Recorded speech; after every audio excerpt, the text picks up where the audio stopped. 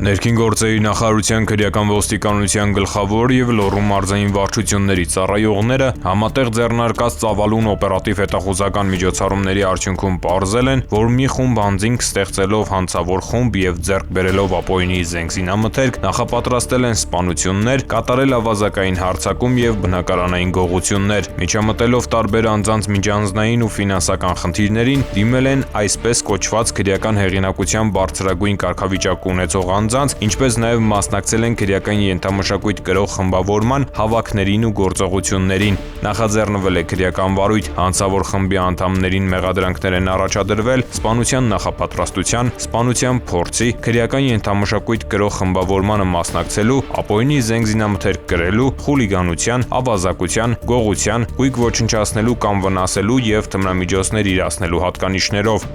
Ձեռնարկած օպերատիվ հետախուզական միջոցառումների արդյունքում հանցավոր խմբի անդամները հայտնաբերվել եւ ձերբակալվել են։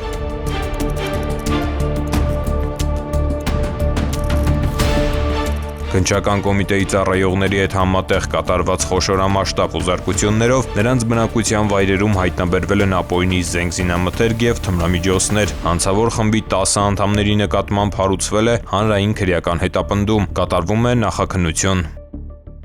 Ծանուցում. հանցագործության համար մեղադրվողը համարվում է անմեղ, քանի դեռ նրա մեղավորությունն ապացուցված չէ քրեական դատավարության օրենսգրքով սահմանված կարգով, դատարանի օրինական ուժի մեջ մտած դատավճռով։